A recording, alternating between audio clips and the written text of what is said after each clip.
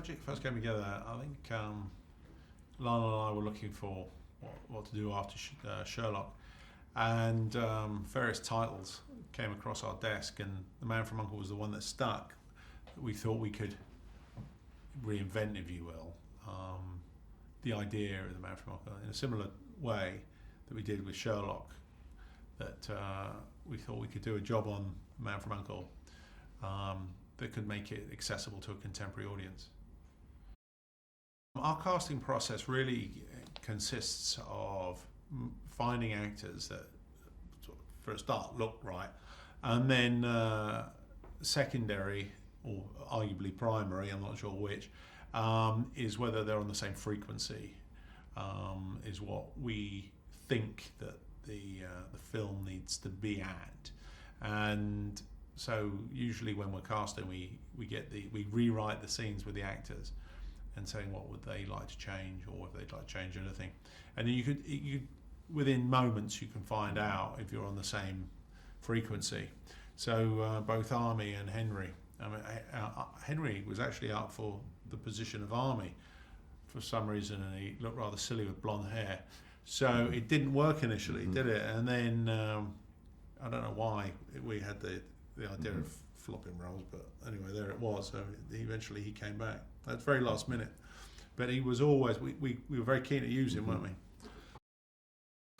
Once we undertook the challenge of making Man from U.N.C.L.E.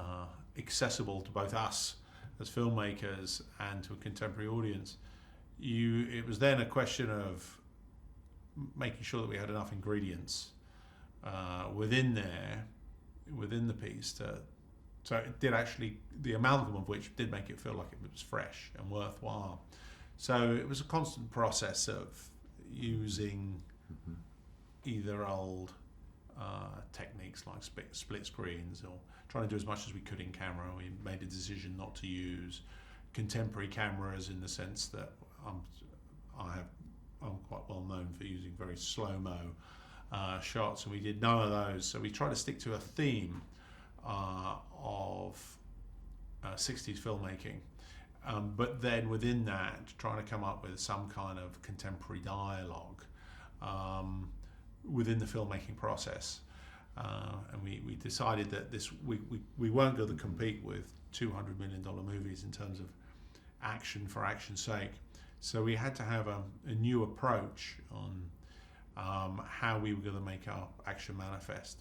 So for instance, in a boat chase, we looked at every boat chase that's ever been constructed in cinematic history, and we couldn't find one that was worth it, although there were a couple of funny ones and whatnot.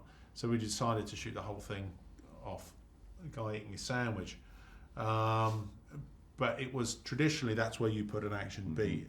And really the only action beat within that section is a man eating a sandwich. So, but at least that felt fresh to us. Yeah. We sort of had that approach towards everything. It was a commercial that I saw in the 80s, actually. I think it was Japanese or something. Yeah. Anyway, it was a fabulous commercial, and they shot it. It was real. It was ballet. It was cars all over Europe. I can't remember exactly where they did it. It was a Japanese ad in Europe. Anyway, I remember harbouring that concept for a car chase at some point that I'd like to capitalise on. Anyway, this was the opportunity. Traditionally, I find car chases boring. So we went for something of a ballet and tried not to stay on it for too long as well. We were trying to capture some of the classical films of that period, weren't we? Yeah. But hopefully not take ourselves too seriously. So it was a combination of classical and contemporary, and trying to capture a period.